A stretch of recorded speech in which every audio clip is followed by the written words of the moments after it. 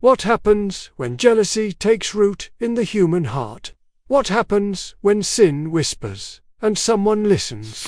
Hello storytellers, and welcome back to our channel. Today, we delve into the first tragedy born outside the Garden of Eden. This is the story of Cain and Abel.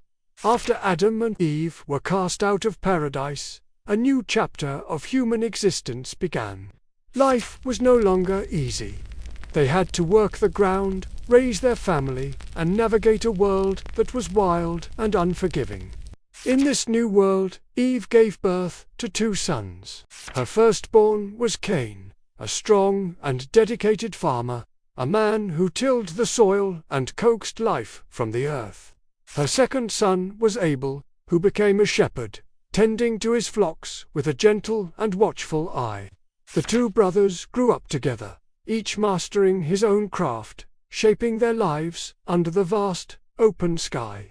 As time passed, the day came for the brothers to present offerings to God. It was a moment of worship, a way to acknowledge the source of all their blessings. Cain, the farmer, brought an offering of the fruit of the ground produce he had worked so hard to cultivate. He laid it before the Lord, a testament to his labor. Then Abel, the shepherd, brought his offering. He didn't just bring any animal.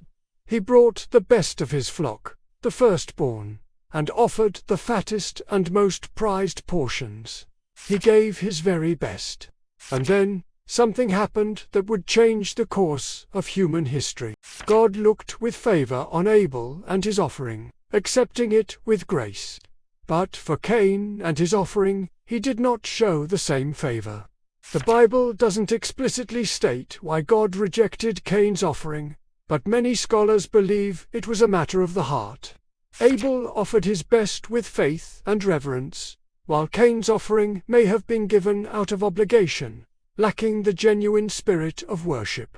Whatever the reason, the rejection ignited a fire in Cain's soul. Jealousy, hot and venomous, coursed through him. His face fell, contorted with anger and resentment. His heart twisted with a dark envy for his brother. He couldn't understand why Abel was favored while he was not. The unfairness of it all consumed him, and a shadow fell over his spirit. He stood there, brooding, letting the bitterness grow.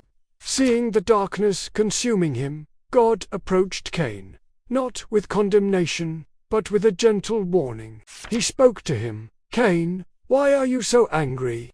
Why is your face downcast? If you do what is right, will you not be accepted?"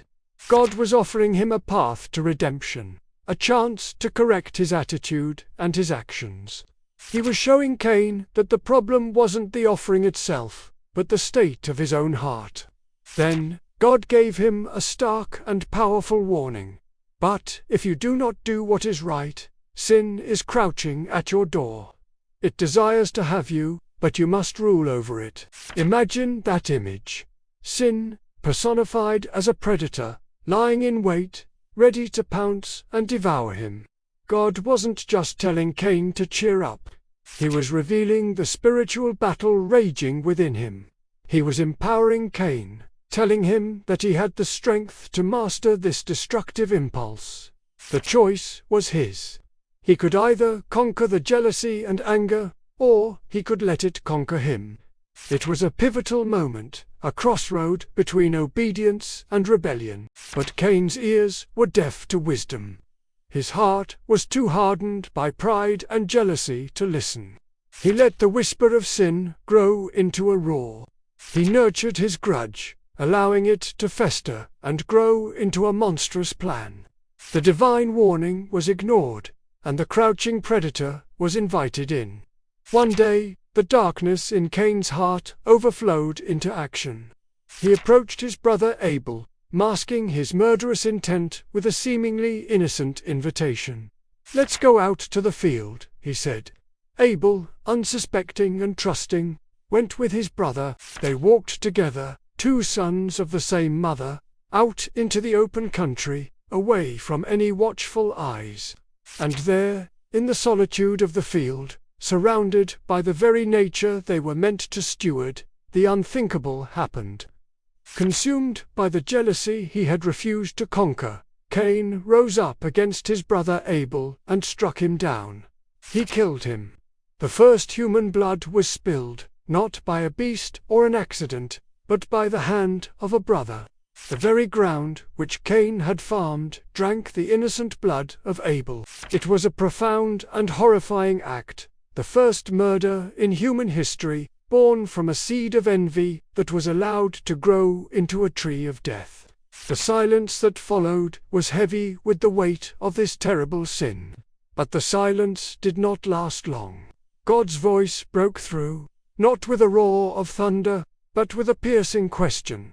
"Cain, where is your brother, Abel?" It wasn't a question of information. God knew exactly what had happened.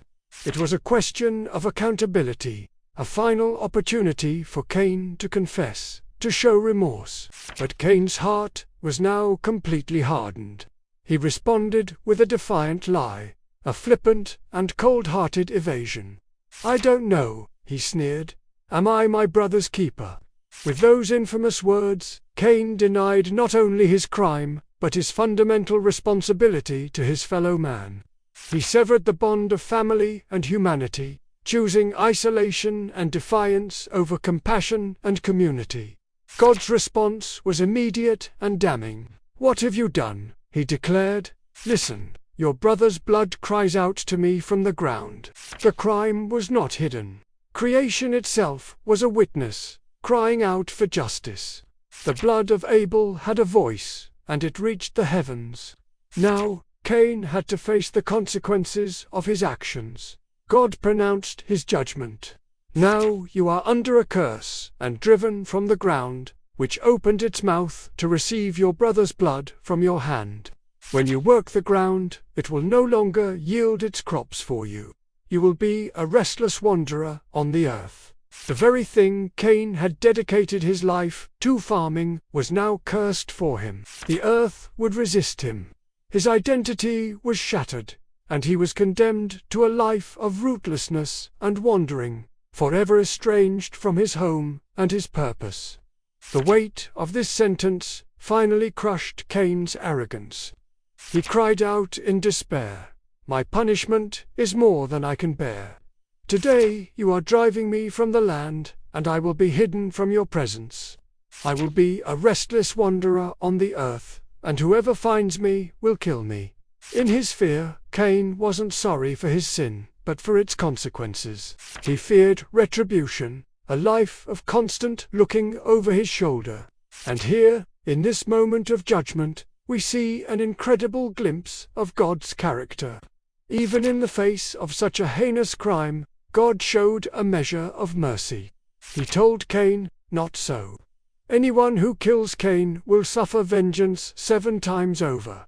Then the Lord put a mark on Cain, a sign of divine protection, so that no one who found him would kill him out of revenge. Justice was served, but it was tempered with a sliver of grace. God did not abandon Cain completely. He protected him from the cycle of violence he had started. So Cain went out from the Lord's presence and lived in the land of Nod, east of Eden. The name Nod itself means wandering. He walked away from his family, from his home, and from the presence of God, forever carrying the heavy burden of being the world's first murderer. The story of Cain and Abel is a powerful and tragic account of how sin entered the human family.